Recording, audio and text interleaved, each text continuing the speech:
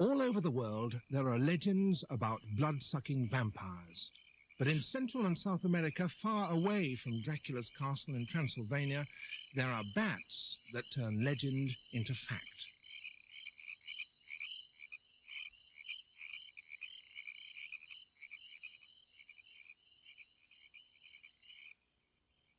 Country folk in the West Indies protect themselves from a supernatural being that drinks blood by sprinkling rice close to windows and doors.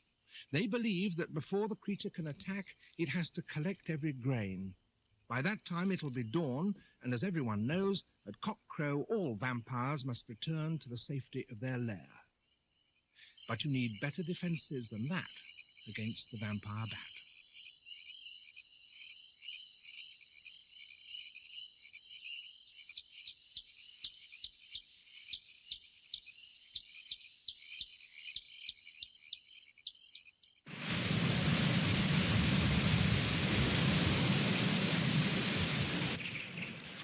The north coast of Trinidad basks in the Caribbean sun. Much of the island is industrialized, though parts of the forested north are still untouched, and in central Trinidad there are large cattle farms.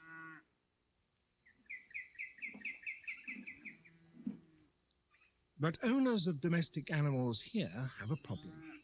This animal was attacked last night by a vampire bat, and this horse is so weak from repeated attacks that it has little resistance to disease and may even die just from loss of blood. This, until quite recently, was thought to be the culprit, Vampirum spectrum. With formidable teeth and a wingspan of up to 2/3 of a metre, it's the largest South American bat. But in fact, it's a meat-eater, usually feeding on bats smaller than itself. It does not drink blood. This tiny creature is the actual culprit, Desmodus, the common vampire bat. There are two other rarer species of vampire. This is Diphylla, which lives in the northern parts of South America. Little is known of its habits, but you can identify it by its hairy thighs.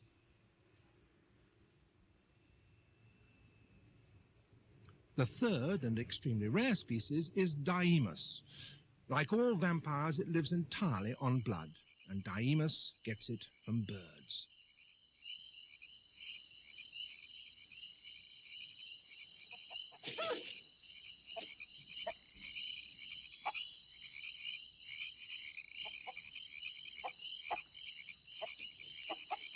After locating its prey, it stalks up to it on the ground and then makes a single swift bite on one of the chicken's ankles.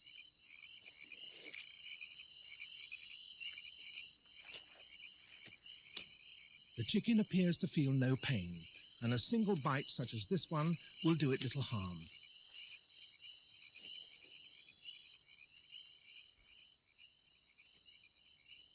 Its meal finished, the vampire will return to its roost. Daemus often roosts in trees. The common vampire, Desmodus, more frequently lives in caves. Vampires are social animals, clustering together in groups high up on the cave roof. They seem to enjoy each other's company and lead a remarkable, indeed charming, social life.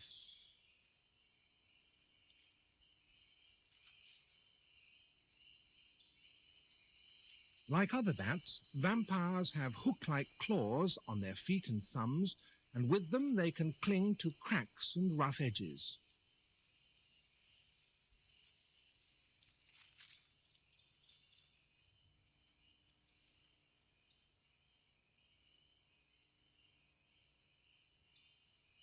While sleeping, a vampire usually hangs by one leg.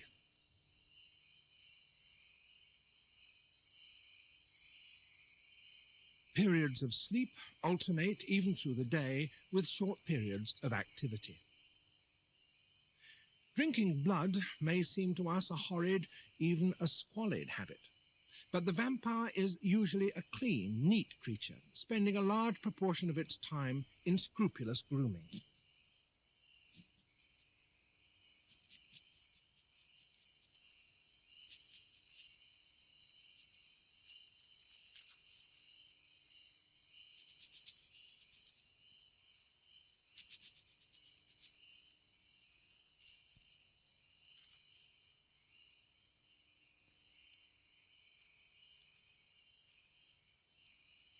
sharp claws of the feet are used for combing the fine fur, fur so fine that the Inca emperor Atahualpa in the 16th century is said to have had a cloak made from the skins of vampires.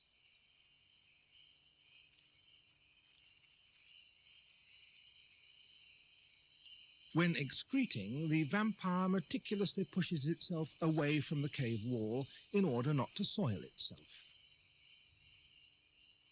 Not much, you would think, would live in the accumulated droppings under each cluster of vampires. They're like pools of sticky black treacle, the remains of digested blood. But for some creatures, it's home.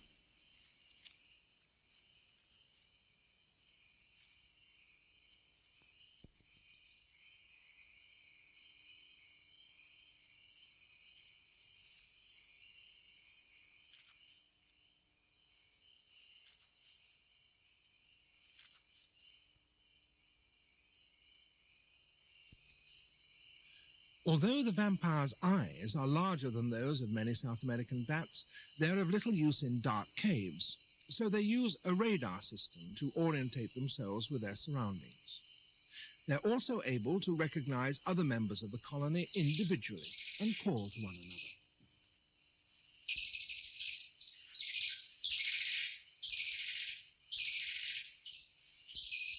These sounds are in the very high frequency range, beyond human hearing.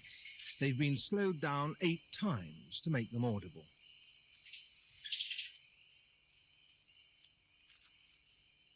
Sniffing and grooming one another helps to form bonds between individuals.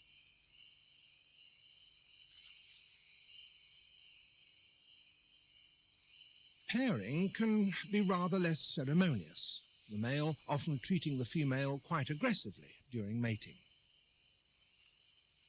Afterwards, many males play no further part in family life. The single young vampire is born after a gestation period of about 200 days, nearly 7 months. At birth, it's only sparsely furred. This one is just over a week old.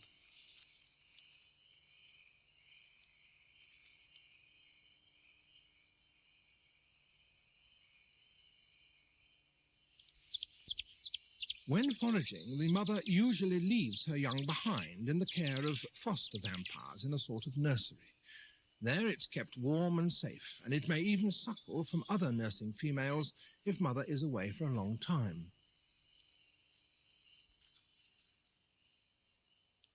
To some, they may seem ugly, but it's surely undeniable that in flight they are marvelously graceful.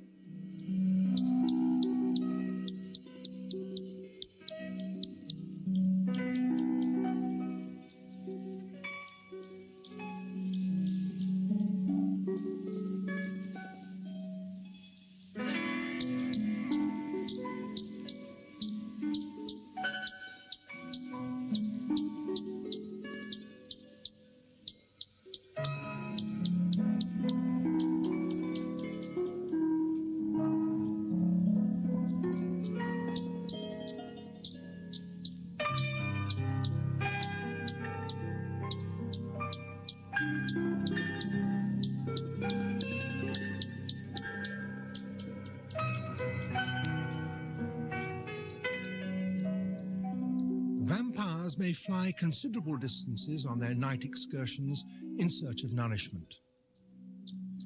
Especially vulnerable to the vampire are the domestic animals which farmers tether at night to prevent them from straying.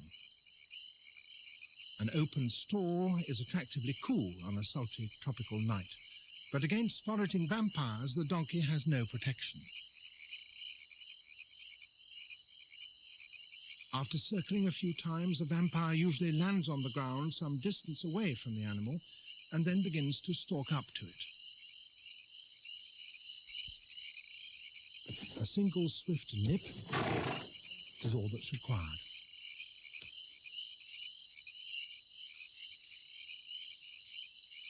It's difficult to actually admire an animal which feeds on another's blood, but perhaps that's not very logical. After all, we have considerable regard for countless other predators like lions, which inflict far greater cruelty on their prey. The donkey is only worried if he actually sees the bats, fidgeting as if to shrug away a persistent insect. In effect, it's no more than a human having to put up with a mosquito bite on the wrist.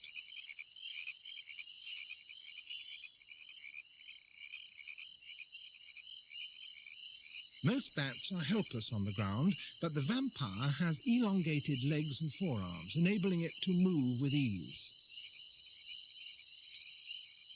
Occasionally, a vampire mother and her young one of 4 months or more may share the same feeding site, but other bats will fight for the best places.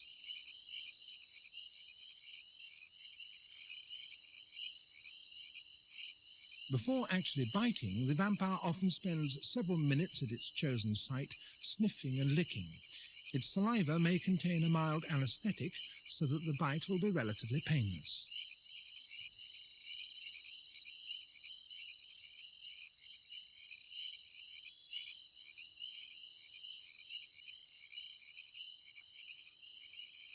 The long fangs, so characteristic of the fictional Dracula, apparently enable the bat to shave the hairs at the chosen spot.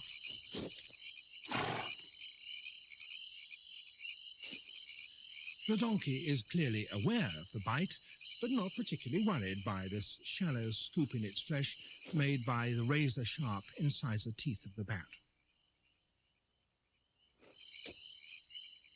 The vampire bat waits a few seconds before moving in. The donkey will feel nothing more.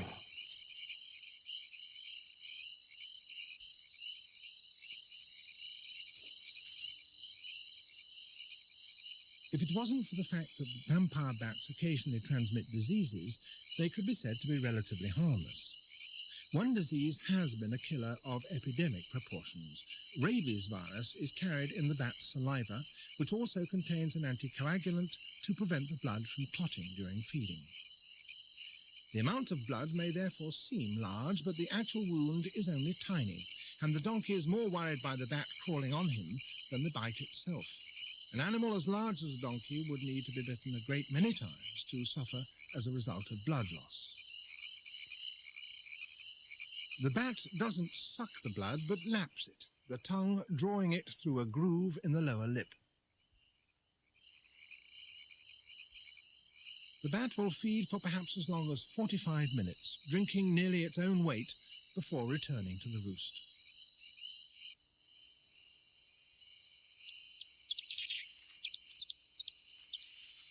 Mother and baby quickly locate each other again by calling.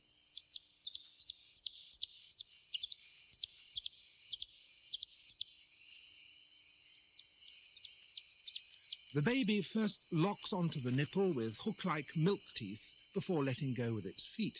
If it falls now, it will almost certainly perish on the floor of the cave.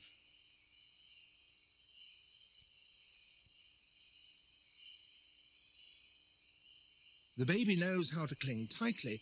It has had to do so from the moment of birth. The parental bond is strong, and the young vampire will continue to suckle for 9 months.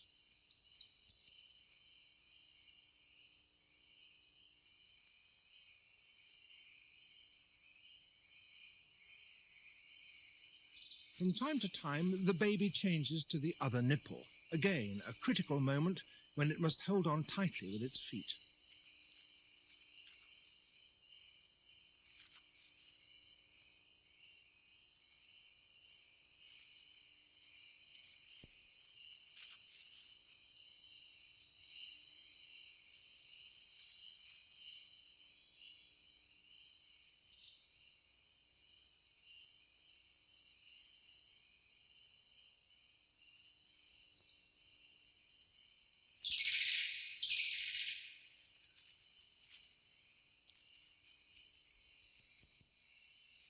This close bond between mother and baby contrasts strikingly with the vampire's gruesome habits and macabre reputation.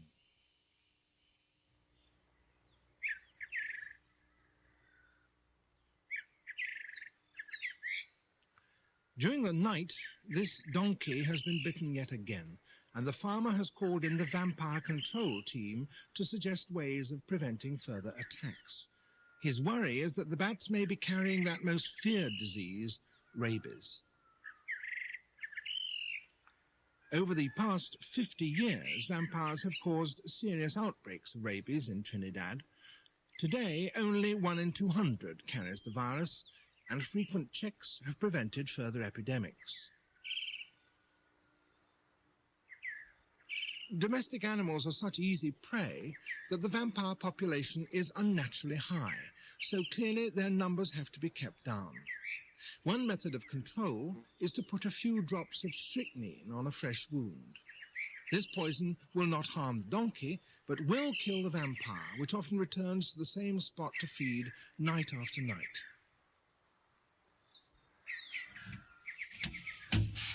Because of the increasing number of attacks here, the team checks on the local roosts.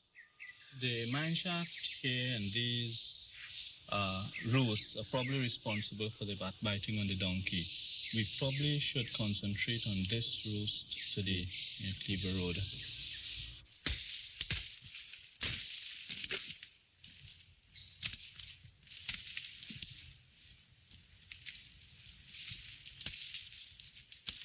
For Farouk Muradali, in charge of vampire control in Trinidad, it's almost a daily task to visit remote corners of the island to check known roosts or to look for new ones following complaints by farmers.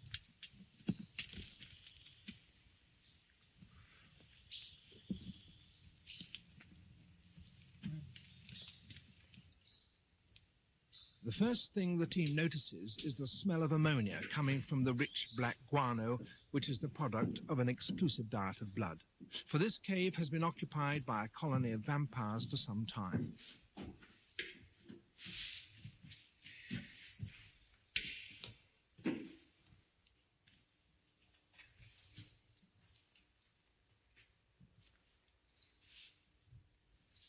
If vampires inhabit a cave, then they usually do so on their own. Other bat species seem to shun the company of vampires, or at least roost in a different part of the cave.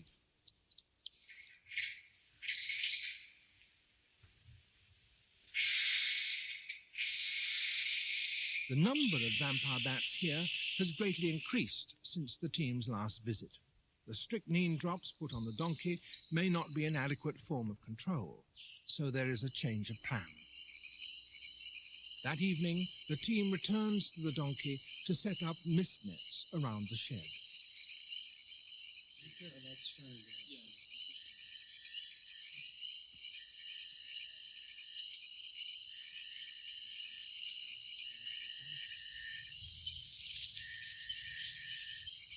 If the vampires come tonight, the team will try a different control technique.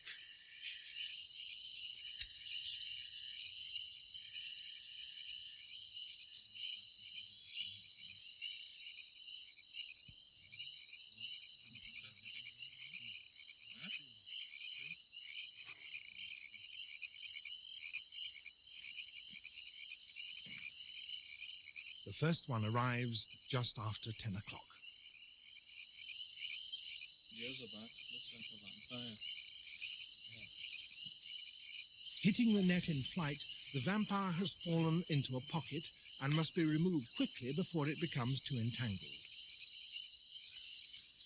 It's important that this vampire is kept alive and strong.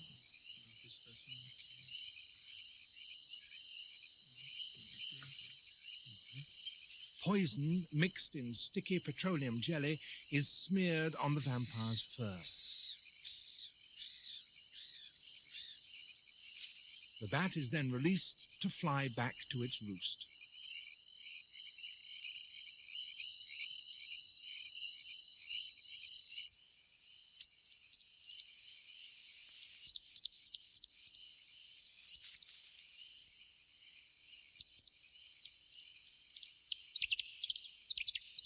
It begins to lick itself clean, and so swallows the poison. Its companions, which always keep themselves so well groomed, come to help it clean up. So the poison spreads through the whole colony. Only a small amount is needed to cause death. For every bat caught, treated and released, as many as 20 others will also die.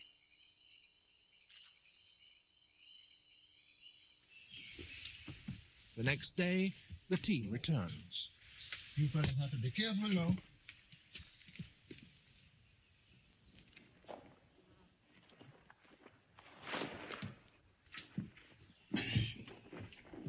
Oh boy, there's a few bats here well. Live?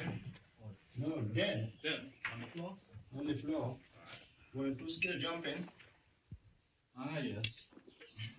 Of the 60 or so bats in the cave, only a few remain alive. All the dead bats must be collected and burned, or some scavenging animal may come to feast on the bodies and also be poisoned. It's a control method frightening in its efficiency. But although man is eliminating the roosts around inhabited areas, small remote colonies in the forest still flourish.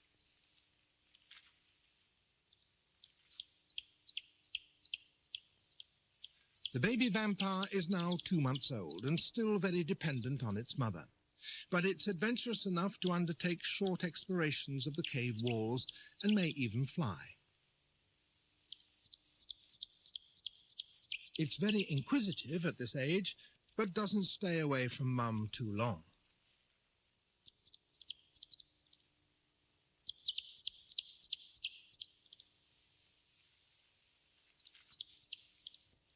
Mother keeps a watchful eye on the youngster, and the two constantly communicate by calling.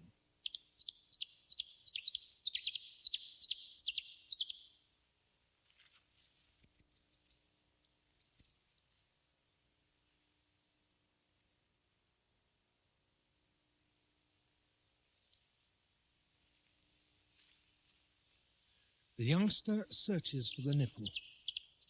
By 4 months, a young vampire will be able to fly well and may accompany its mother on foraging expeditions to feed with her, although it's still being suckled and will continue to be until 9 months old. Spine-chilling tales of corpses rising from the grave to drink the blood of the living had terrified Europe for a very long time before, some 200 years ago, science discovered a bat that lives on blood and gave it the name vampire. So now this small creature is surrounded with all the horror and dread that comes from centuries of European superstition. In fact, its particular way of life is a marvel of evolutionary specialization. It has few enemies, it doesn't tear its living prey to pieces like many of the carnivores that we admire so much. Indeed, it lives with great economic efficiency, only rarely killing its hosts, and were it not for the fact that, like our own much-loved dogs, it on occasion carries rabies, it could justly be called relatively harmless. But the name it's inherited means that in the eyes of most people, this little, meticulously clean creature is doomed forever to be loathed as a supernatural harbinger of death.